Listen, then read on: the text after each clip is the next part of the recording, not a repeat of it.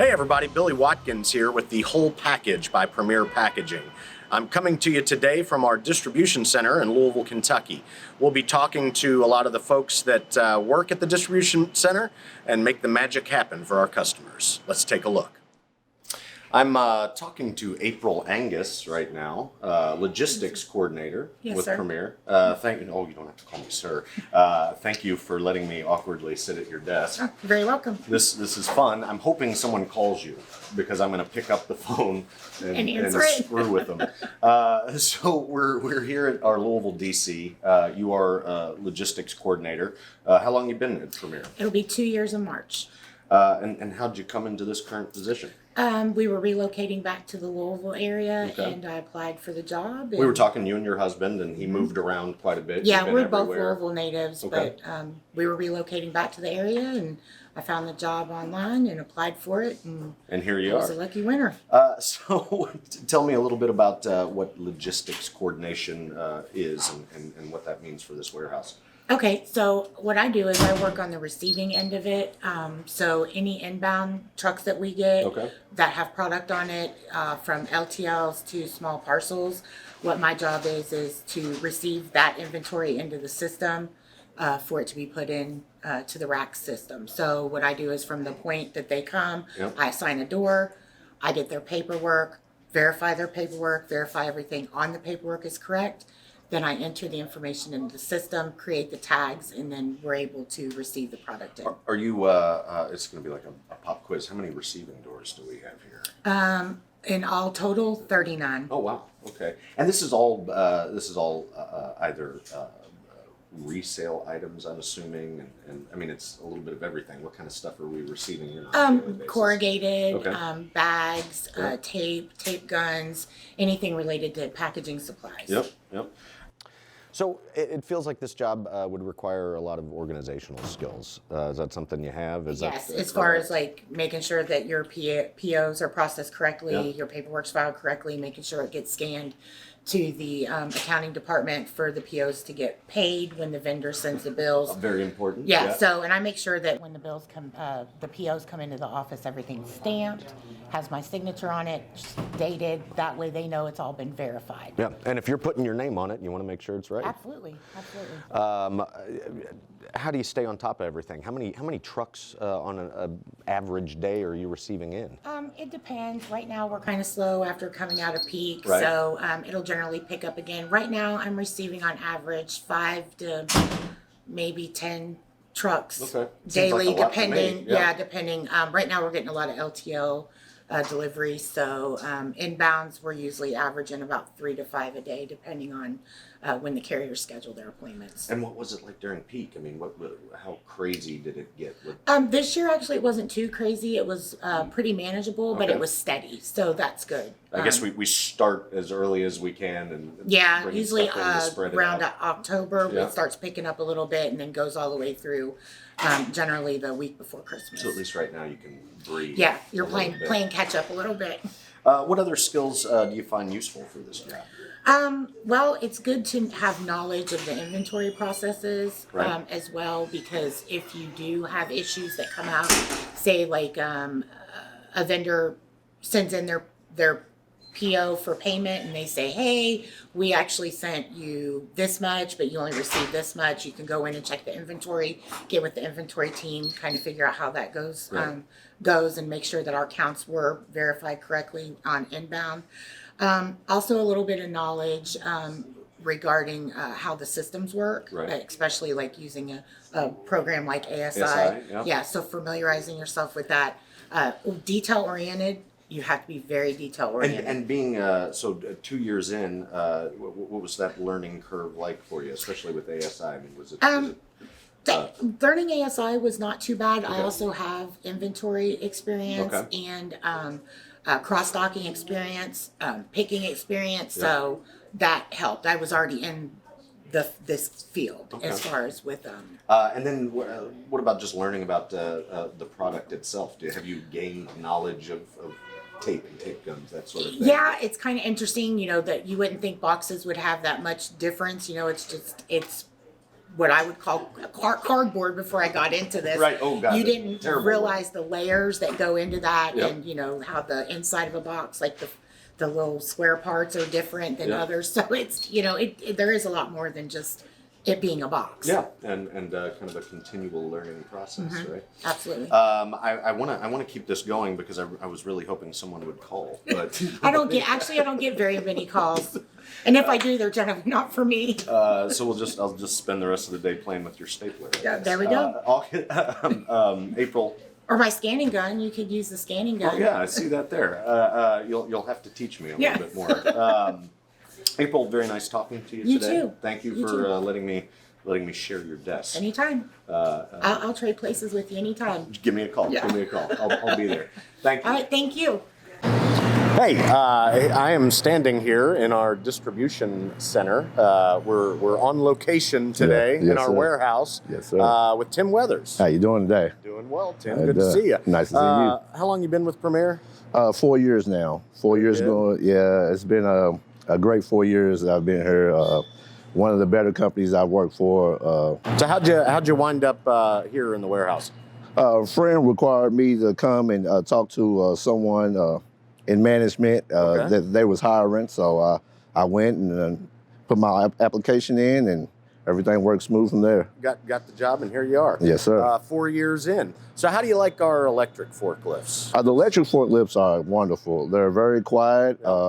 Doesn't leave all the black marks from the propane and stuff on the ground and the tires. Keeps things a little cleaner in the warehouse for sure. Good for breathing too. Awesome. Yes. Why am I? I'm seeing both sit down and stand up out here. What's the point of that? Why the difference? The stand ups, we have a rack system, so we have numbers and barcodes that we scan to put away in the rack. So the stand ups actually able to lift the pallets all the way as high as we need to go, and put them in the racks where they need to belong. So they're going higher than the forklift, yes. And what are you on most of the time? Most of the stand up. Most of the time I'm on a sit down, but I do fluctuate depending on what the job may need. If they need me to pull something, I can get on a stand up as quick as I can get on a sit down. Whatever it takes. Yes. So what's the most important or some of the most important things to think about operating forklifts in terms of safety and doing it properly?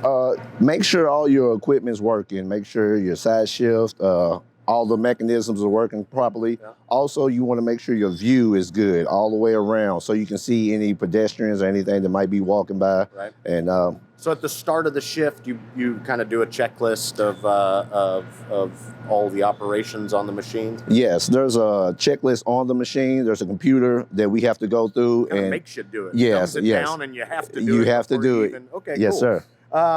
So how heavy are most of these loads that we have in the warehouse? Around between 200 to 500 pounds per skid. Okay. Yes. Not terrible. I mean, not not too bad, but it you don't want it to fall on you. Just put it that way. Right. Do you ever have to maneuver? I would assume if you're unloading trucks, maneuver in tight spaces. Yes. How do you handle that? It just comes with your experience, really. Yeah. You're practicing and experience. You don't want to do it maybe when you first getting on a sit down, but after time you'll learn the different way the machine moves to where you can get to what product you need. It's like everything, a little practice makes perfect. Right? You're right there. I've done it myself, and I've never been on electric lifts. I've been on propane for sure, and that I will say that the part that always freaks me out is unloading a truck, right? Because you are in there tight, right? I'm always freaked out. I'm going to lose a hand or something. Right. I'm not doing something, and I guess that it just makes me go really slow. Right. Don't wait. If you have to wait on me unloading a truck, you're screwed. But maybe I'll get better at it at some point. But I figure, if I'm going slow, I'm not going to screw anything up. Right. Just if you can keep all your limbs inside of the inside of the machine, then you should be fine. You shouldn't have no worries about hitting anything on your person. What's your favorite part about coming to work? I really love the atmosphere here. It's a great atmosphere, and the coworkers too. It make it a great time being here. And just the little bit of time I've spent, in the office and walking around here, you can kind of tell that everybody, it's a real nice team atmosphere, and everybody's working together and likes each other, it seems like. Yeah. Exactly. We all try to come with a good attitude because we know, life is not easy. So we try to come in and make the job as easy as possible. So, I think technically speaking, I may not be legal on a forklift. I think my certification may have expired. No, I did just get training. Oh, that's good. Sit down like in a office kind of training. Okay. There wasn't any hands-on, but if I wanted to get on one of these, what kind of advice would you give me to get good at it? Go through your training first. They should teach you all the pointers you need as far as training, how you should lift things, the way you should lift things, the way you should travel, if you have a load or without a load. And then after you go through your training, everyone's a little different. So you'll just have your little skills that you have to be able to. My skills. I like sitting on them because, there's not a lot of times when I'm in a warehouse, there's no, chairs or anything. So at least it's a nice it does have a nice seat on it. Sure. It does have a nice seat. Remind me, I always forget this, and it'll be like a pop quiz for you. If I've got a load and I'm traveling down a ramp, which way am I going? You should go backwards. I'm backing down down the ramp. And yes. if I'm going up the ramp with the load, you will go forward, straight in. Forward. Yes, okay. yes. Thank you. Yeah, that no one problem. Always kind of screws You with want me, to make sure you don't want to go forward with a load because you don't want your load to fall off. So that's the reason when we go back down, and it's a clear view of where you're driving. You can actually see instead of the load, exactly. And then when you're coming up, this is just the right way, just to go straight in. Is that your the most annoying part is just having to you're always turning around, right? You've got good neck muscles, I guess. I mean, for sure. It sometimes you have to do a little exercises to get you together. Warm up, right? Yeah. Ain't bad. But do you feel like you're an amazing driver on the road? I do. Just safe and know what you're doing, right? I do. I really feel that way. I don't even know why the hell I asked that question. Tim, thank you for your time today. No problem. Always exciting to get out and see what we do here and talk to some of the folks that make it happen. So thank you, sir. All right, thank you. Have a great day. You too. All right. So here we are again on location in our beautiful distribution warehouse in Louisville, Kentucky. I am with Richard Gooch. That's correct. Richard, nice to meet you. Nice to meet you, Billy.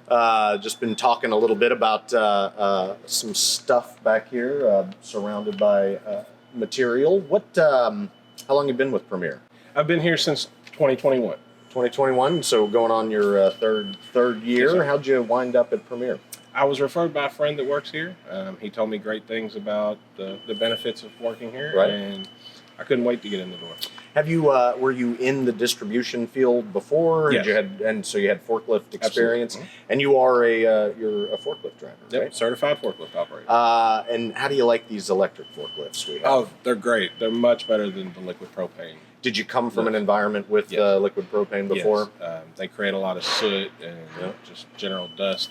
It's a lot. Filthy, noisy. Yes. and electric's much better, right? Absolutely, much cleaner. Are you predominantly on the sit down, the stand up, a little bit of everything? A little bit of everything. Okay. Everybody has to wear all the hats around here. Right, whatever it takes. That's right. So, Richard, picking up some of these loads safely with the forklifts we have, what are the major points to remember to do it properly? Be patient. Yeah. Be aware of your surroundings. Yeah. Keep in mind where people and other objects are so that you can move about safely. I mean, that it is one of the most important parts is to kind of focus on what you're doing. Absolutely. Not have distractions. You're not listening to music or anything like that while you're doing it. You're paying attention to everything around you because this is a busy distribution center with folks moving in and out of aisles at all times. Correct. How long did it take you to get good at it? I get better every day. Okay. So a continual improvement Absolutely. sort of thing. I like that answer. You learn new things every day. Every challenge creates an opportunity to learn more. Well said, sir. Do you ever have to maneuver in tight spaces? We were talking about this earlier with another forklift driver, assuming like offloading trucks, loading trucks. How do you do that successfully? patience. Take things slowly. If you're ever in a situation where you think it might not go well, stop and assess what's going on. If you need to, ask for help. An extra set of eyes is always great. 4 eyes is better than 2 at any time. I Ask for a spot, and yeah, spotting is because I often, if and when I've seen things go awry, moving loads around, if a driver gets underneath something, starts lifting, if it cocks a little bit, looks like it's going to tip over, stop what you're doing, right? Absolutely. Don't, because it probably is gonna, something bad's gonna happen at that point. And just the faster you go, the faster things happen. Right. So the less time you have to react. Yeah, exactly. What's your favorite part about coming to work here at Premier? The people that I work with. Yeah. I work with some amazing folks. Yeah. There's never, we have our differences, but at the end of the day, we're able to go, hey, good job. We made it through. And I'm sure it's nice to have, on a daily basis, you come in, you have quite a bit of work to do. Mm-hmm. You all work together to make sure it gets done by the end of the shift, right? Correct.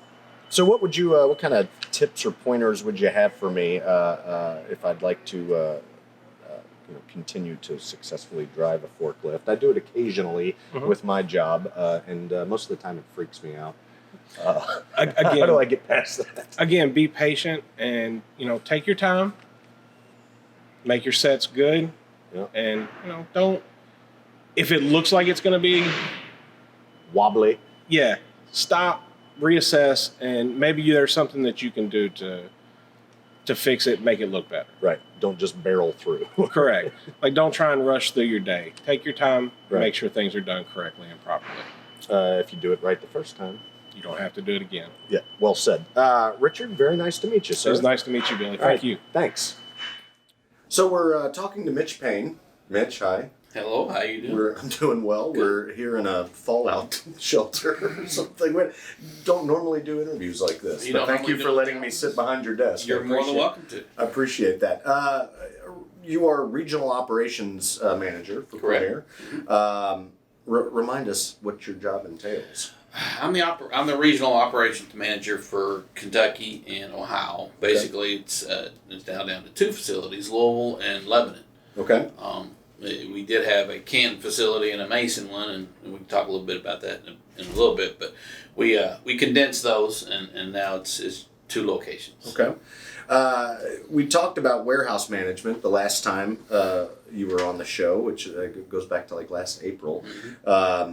Time flies. So what was this past year like from a warehouse operations standpoint? It was challenging and rewarding at the same time. Okay. Some shakeups? Definitely some shakeups. We tried to, and we're trying to be as efficient as we can as a company, and we look for synergies when we can as well. So part of that was condensing some of the Ohio facilities that we did, and this year, like I said, we'll talk a little bit. The peak was a lot different. Just in this kind of position, in this market, you have to it's an ebb and flow. So you go as things are needed, and you have to always be able to make changes when you need to. Roll with the punches. Yeah. What are we doing different this year or towards the end of last year? What are we doing different? Well, I tell you, towards the end of last year, as you know, is our peak time. Mm-hmm.